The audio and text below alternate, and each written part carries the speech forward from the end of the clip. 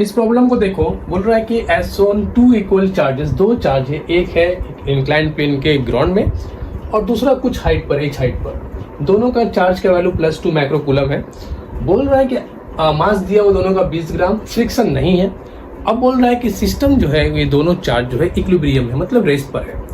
तो अगर ये रेस्ट पर है तो बताओ कि अगर h is equal to x into 10⁻³ है तो x का वैल्यू क्या होगा। मतलब सिस्टम अगर इक्विलिब्रियम में है तो उस वक्त हाइट जो है वो x इंटू 10⁻³ है, तो x का वैल्यू क्या होना चाहिए। चलो यहाँ पर सबसे पहले काम ये करते हैं कि हम लोग जानते हैं कि इंक्लाइंड प्लेन पर अगर कोई ऑब्जेक्ट जिसका मास है वो नीचे की तरफ गिरता है mg sin थीटा से, और यहाँ sin 30 डिग्री है तो mg sin 30 डिग्री। अब ये चार्ज नीचे नहीं आना चाहिए अकॉर्डिंग टू प्रॉब्लम, इक्विलिब्रियम में मतलब रेस्ट पे है, तो इसका मतलब ये इसके ऊपर एक रिपल्सिव फोर्स लगाएगा, इलेक्ट्रोस्टैटिक फोर्स। चूंकि दोनों सिस्टम जो है बोल रहा है कि दोनों का चार्ज का वैल्यू बराबर है, दोनों पॉजिटिव है, इसलिए रिपल्सिव फोर्स भी लगेगा।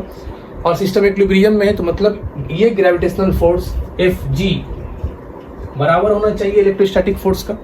मतलब जितने फोर्स से वो नीचे आना चाह रहा है, नीचे वाला चार्ज उतनी ही फोर्स से उसको ऊपर धक्का देगा ताकि वो अपनी जगह पर रुका रहे, ताकि वो सिस्टम इक्विलिब्रियम में आ जाए h हाइट पर।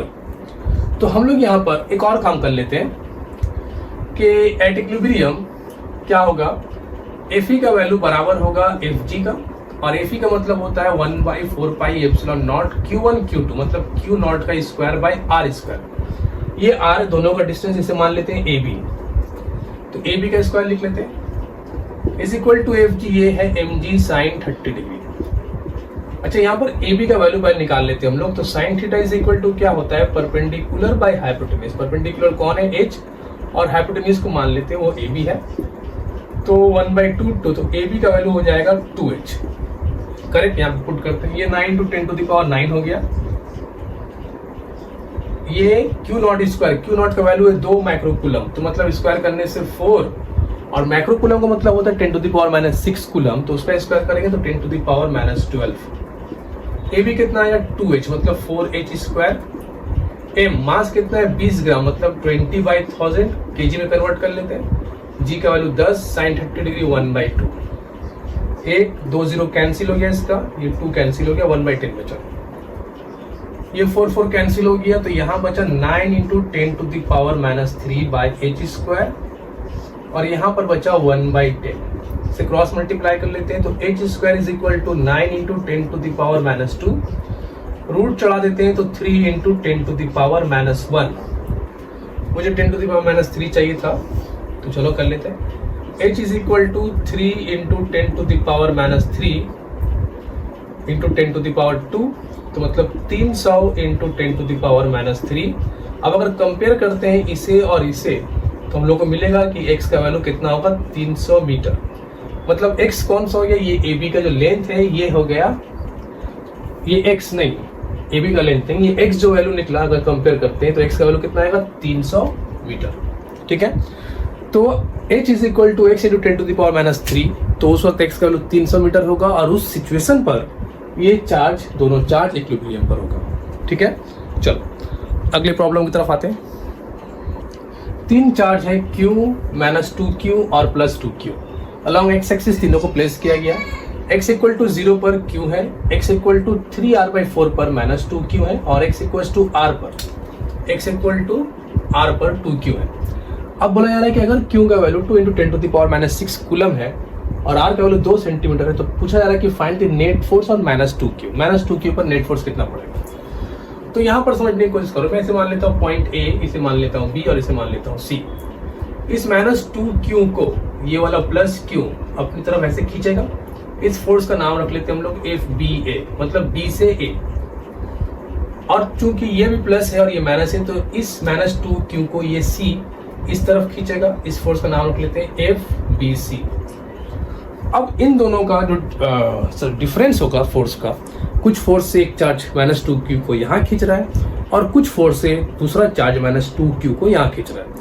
अब जिसका वैल्यू, किसी का वैल्यू ज़्यादा होगा, किसी का वैल्यू कम होगा, या बराबर भी हो सकता है, वी डोंट नो।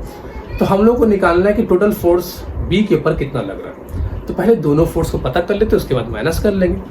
तो पहला हम लोग फोर्स निकालते हैं FBA का वैल्यू।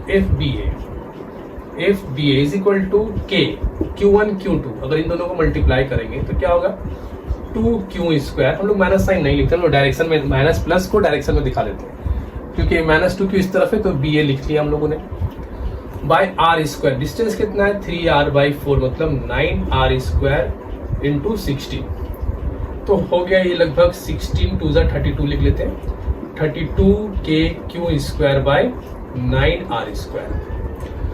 दूसरा फोर्स निकालते हैं इस चार्ज का, FBC के this q into this q कितना हो जाएगा 4q² बाय, अब इन दोनों के बीच का डिस्टेंस कितना होगा ये हम लोग को निकालना पड़ेगा, क्योंकि ये डिस्टेंस तो 3r/4 था, लेकिन अब ये डिस्टेंस चाहिए, तो BC कितना हो जाएगा, तो माइनस कर लेते हैं, r - 3r/4 ये हो जाएगा r/4, करेक्ट। तो r/4 और 3r/4 मिलके r हो गया, तो r/4 तो r²/4 इंटू 16 ऊपर कर लेते हैं, तो 64kq² बाय r²। ये दो फोर्स हो गया, वो दो फोर्स का वैल्यू हो गया, लेकिन एक का डायरेक्शन इधर है और दूसरे का डायरेक्शन इधर है।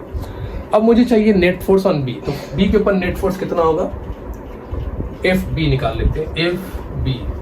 तो यहाँ पे बड़ा कौन है हम लोग को दिख रहा है कि ये 64 और ये कितना हो जाएगा, अगर डिवाइड करेंगे तो 3 पॉइंट समथिंग, तो ये बड़ा हो जा रहा है, तो हम लोग इसी के पहले आगे लिख लेते हैं 64kq² bye r² minus 32kq² bye 9r², ठीक है। एलसीएम ले ले, तो 9r², अच्छा कॉमन भी निकल रहा, कुछ पहले कॉमन निकाल के एलसीएम लेते हैं, आराम होगा। kq² बाय r² कॉमन निकाल लो, अब एलसीएम लेते हैं, तो 64 इंटू 9, 9 4 36, 3 कैरी किया, 9 6 54 और 3 57 माइनस 32। FB का value kq² bye r², 6 - 2 4, 7 - 3 4 5 by 9, इतना फोर्स हुआ। वैल्यू पुट कर लेते हैं, k का वैल्यू कितना है 9 into 10 to the power 9, q का वैल्यू कितना है 2 इंटू 10 टू द पावर -6, मतलब स्क्वायरिंग करने के बाद हो जाएगा 4 into 10 to the power -12। r कितना है 2 सेंटीमीटर, मतलब 2 बाई सेंटीमीटर 100, 2 बाई 100 कर लेते हैं, तो 4 बाई 100, हाँ 10 तो स्क्वायर कर रहे हैं ना, तो 208 इंटू 544 बाई 9, ये 9 ये 9 कट गया, ये 4 कट गया, ये ऊपर चला जाएगा, तो 1 2 3 4 9 4 13, तो 10 to the power 13 minus 10 to the power -12 into 544, अब ये एक 10 बचेगा इससे, तो मतलब 5440 न्यूटन फोर्स फील करेगा ये -2q इन दोनों की वजह से, ठीक है। कॉपी करो। 10 माइक्रोकूलम चार्ज था, उसको दो पार्ट में डिवाइड किया गया, और डिवाइड करने के बाद दोनों को 1 सेंटीमीटर के डिस्टेंस पर रख दिया गया। और बोला जा रहा है कि जब उस वक्त फोर्स को ऑब्जर्व किया गया तो देखा गया कि उन दोनों के बीच में जो फोर्स है वो सबसे मैक्सिमम का मतलब क्या हो रहा है, केस को समझो। ये 10 कूलम चार्ज को हम लोग दो पार्ट में ऐसा तोड़ सकते हैं कि एक में 7 कूलम हो, एक में 3 कूलम हो, 1 सेंटीमीटर की दूरी पे कुछ फोर्स ऑब्जर्व होगा। फिर दूसरा एक्सपेरिमेंट किया गया, दोनों में 5-5 कूलम चार्ज भी हो सकता है, फिर फोर्स को नोटिस किया गया। फिर अब दूसरा एक्सपेरिमेंट करते हैं, एक में 6 कूलम माइक्रोकूलम और एक में 4 माइक्रोकूलम। इस तरीके से बहुत सारा एक्सपेरिमेंट किया गया। एक्सपेरिमेंट करने के बाद देखा गया कि इन सब केस में से एक केस ऐसा था जहाँ पे फोर्स मैक्सिमम था। तो बताओ चार्ज का डिस्ट्रीब्यूशन कैसे हुआ, एक में कितना चार्ज होगा, दूसरे में कितना चार्ज होगा, मतलब 10 माइक्रोकूलम को कैसे डिवाइड किया जाए कि 1 सेंटीमीटर में रखने से फोर्स सबसे मैक्सिमम होगा, तो वो दोनों चार्ज का वैल्यू क्या होगा। तो यहाँ पर हम लोग सिंपल ये कर लेते हैं कि मान लेते हैं कि 10 माइक्रोकूलम चार्ज को डिवाइड किया गया, Q1 को मान लेते हैं Q, तो Q2 बन जाएगा 10 - Q, मतलब 10 - Q। एक चार्ज को मैंने Q मान लिया, दूसरा चार्ज हो गया मेरा 10 - Q। अब इन दोनों के बीच में फोर्स का फॉर्मूला यूज करते हैं। तो फोर्स इज इक्वल टू होता है हम लोगों के पास K Q1 बाय r²। चूंकि r दोनों के बीच डिस्टेंस 1 है तो 1 का स्क्वायर लिख लेते हैं। अब यहाँ पर देखो फोर्स मैक्सिमम करने के लिए हमको डिफरेंशिएट करना पड़ेगा। dF बाई dQ का वैल्यू इज इक्वल टू, यहाँ पर वैल्यू पुट कर लेते हैं। अच्छा पहले वैल्यू पुट करते हैं तब डिफरेंशिएट करते हैं। F is equal to K, Q1 को Q लिख लेते हैं और Q2 को 10 - Q बाई 1 का स्क्वायर। बात को समझो, अभी क्या हो रहा है कि फोर्स जब मैक्सिमम होता है तो क्लास 12 में एक चैप्टर पढ़ोगे तुम लोग, मैक्सिमम और मिनिमम। हो सकता है कुछ बच्चे पढ़ चुके हो। तो मैक्सिमम मिनिमम में क्या होता है कि जब भी हम लोग मैक्सिमम मिनिमम निकालते हैं तो फर्स्ट ऑर्डर डेरिवेटिव को जीरो कर देते हैं। यहाँ पर बोला जा रहा है कि फोर्स मैक्सिमम है, तो अगर फोर्स मैक्सिमम है मतलब जो फोर्स को डिफ्रेंशिएट करेंगे विद रिस्पेक्ट टू क्यू, क्योंकि वेरिएबल तो क्यू है, बाकी तो कोई वेरी कर नहीं रहा है, क्यू का ही दो पार्ट है। और वो दो पार्ट कुछ भी हो सकता है, 10 4 भी हो सकता है, 5 5 भी हो सकता है, 7 3 भी हो सकता है, 2 और 8 भी हो सकता है, 1 और 9 भी हो सकता है। तो क्यू का वैल्यू, स्मॉल क्यू का वैल्यू वेरी कर रहा है, तो इसी के रिस्पेक्ट में डिफ्रेंशिएट होगा। तो हम लोग लिखेंगे df बाई डी क्यू का वैल्यू डिफ्रेंशिएट क्या देंगे, ठीक, इज इक्वल टू क्या करेंगे, डी डी क्यू के क्यू 10 माइनस क्यू बाई 1 का स्क्वायर, तो 1 ही लिखते हैं। अब मैक्सिमम और मिनिमम के लिए करते वक्त इस वैल्यू को जीरो पुट कर देते हैं, फर्स्ट ऑर्डर डेरिवेटिव को जीरो पुट करते हैं। जब ये जीरो हो जाएगा इसका मतलब डी डी क्यू के into q 10 minus q by 1 is equal to zero. अब चूंकि ये कांस्टेंट है k और 1, तो इसका हम लोग डिफरेंशिएट नहीं करते, इसे बाहर कर देते हैं या उस तरफ भेज देते हैं। डिफरेंशिएट किसका होगा, सिर्फ q इंटू 10 माइनस क्यू का is equal to zero. Multiply कर दो d d q 10q minus q square. अब 10q का डेरिवेटिव क्या हो जाएगा, 10 और माइनस क्यू स्क्वायर का 2q is equal to zero. तो q का वैल्यू क्या आएगा यहाँ पे 5 माइक्रोकूलम। तो q जब 5 माइक्रोकूलम आया q1, तो q किसके बराबर था, q1 का। तो q2 कितना हो जाएगा, 10 माइनस 5, मतलब ये भी 5 माइक्रोकूलम। तो दो चार्ज को अगर हम लोग बराबर बराबर बांटते हैं और बराबर बराबर बांटने के बाद 1 सेंटीमीटर के डिस्टेंस पर रखेंगे, तो उस वक्त दोनों के बीच में जो फोर्स होगा वो फोर्स का वैल्यू मैक्सिमम होगा। कॉपी करो। दो चार्ज है Q और 3Q, दोनों को सेम आइडेंटिकल मेटल बॉल में रख दिया गया। एक मेटल बॉल है, उसमें Q चार्ज दिया गया, दूसरा सिमिलर मेटल बॉल है, उसमें 3Q चार्ज दिया गया, और दोनों को कुछ दूरी पर रखा गया। तो उन दोनों के बीच में कुछ फोर्स होगा, उस फोर्स को नोट कर लिया गया। उसके बाद दोनों को एक दूसरे के साथ कांटेक्ट में लाया गया। कांटेक्ट करने के बाद इन दोनों को वापस उसी दूरी पर रखा गया और फिर फोर्स को नोट किया गया। तो अब इनिशियल और फाइनल जो फोर्स है, उन दोनों फोर्स का रेशियो क्या होगा, सवाल ये पूछा गया। तो चलो देखते हैं। सपोज पहले केस में ये Q और 3Q कुछ ऐसे था, यहाँ पर Q था और यहाँ पर 3Q था। डिस्टेंस मान लेते हैं R, तो फोर्स हो जाएगा F इनिशियल K Q मतलब 3Q square by R square. When they are in contact, जब दोनों को एक दूसरे के साथ कांटेक्ट में ला दिया गया दोनों बॉल को, तो फिर क्या होगा, एक बॉल से चार्ज ट्रांसफर होना शुरू होगा और दूसरे में जाएगा, जब तक कि दोनों का पोटेंशियल बराबर ना हो जाए। चूंकि साइज बराबर है तो इसका मतलब दोनों का चार्ज भी बराबर होगा, ठीक है। ये आगे हम लोग और पढ़ेंगे जब, तो वहां पे समझ में आएगा कि साइज बराबर होने से चार्ज का डिस्ट्रीब्यूशन बराबर कैसे होता है। बेसिकली पोटेंशियल बराबर किया जाता है क्या। तो यहाँ पर क्या होगा, दोनों जब कॉन्टेक्ट में लाया जाएगा तो इसका चार्ज और इसका चार्ज बराबर हो जाएगा। तो इसमें कितना चार्ज हो जाएगा, 2Q, और इसमें भी हो जाएगा 2Q। वापस सेम डिस्टेंस पर रख देंगे, यहाँ पर 2Q यहाँ पर, 2Q यहाँ पर, डिस्टेंस वही R। अब फोर्स कितना होगा, F फाइनल निकाल लेते K 4Q square by R square. अब इनिशियल बाई फाइनल करेंगे तो तुमको दिख रहा है सब कुछ तो कट जाएगा, 3/4 बच जाएगा। तो F initial is to F final का वैल्यू कितना हो जाएगा, 3:4। कॉपी कर लो। एक स्क्वायर है, स्क्वायर के 3 कॉर्नर पे प्लस Q चार्ज रखा गया और पूछ रहे कि सेंटर में अगर माइनस Q चार्ज को रखते हैं तो उस माइनस Q चार्ज के ऊपर टोटल फोर्स कितना लगेगा। स्क्वायर का साइड को R मान लिया गया।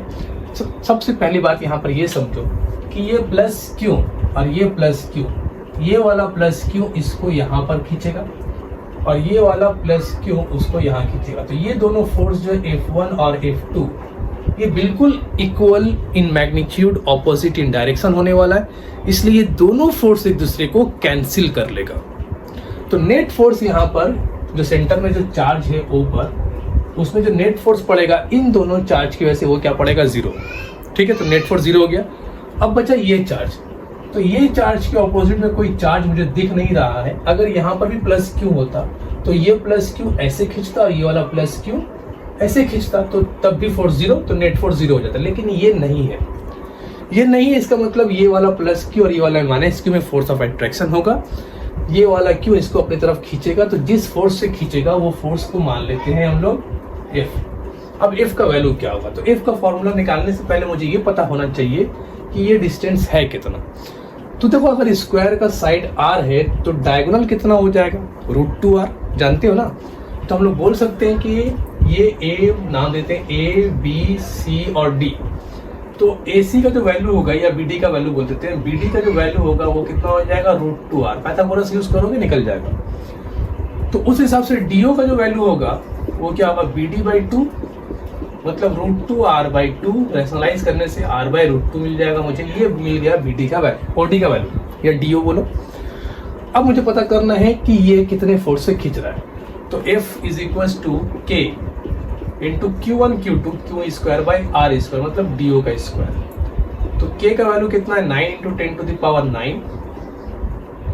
Q का वैल्यू तो Q² ही लिख लेते, कुछ तो दिया नहीं गया, बाय r/√2 मतलब r²/2 मतलब हो जाएगा 18 Q² इंटू 10⁹ न्यूटन। अब जो अगर फोर्स चार्ज का वैल्यू दिया जाएगा अगर और r का वैल्यू भी तुमको मिल जाएगा अगर प्रॉब्लम में, तो हम लोग बैठाने के बाद फोर्स को न्यूमेरिकल वैल्यू में चेंज कर सकते हैं।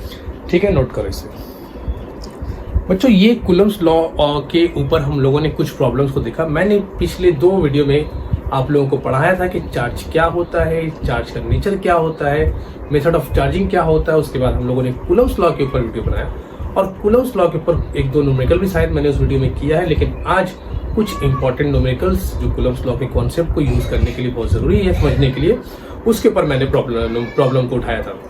अगले क्लास से हम लोग नए टॉपिक पे डिस्कस करेंगे। तो कूलम्स लॉ का जो कॉन्सेप्ट था वो यहाँ तक खत्म। उसके ऊपर हम लोगों ने न्यूमेरिकल भी कर लिया। जिन बच्चों ने कूलम्स लॉ के लेक्चर को नहीं देखा वो पहले लेक्चर्स को देख ले, उसके बाद इस न्यूमेरिकल्स को करें तो उनको थोड़ा समझने में बहुत सिंपल आसानी होगा। तो मिलते हैं हम लोग अगले वीडियो में। बाय।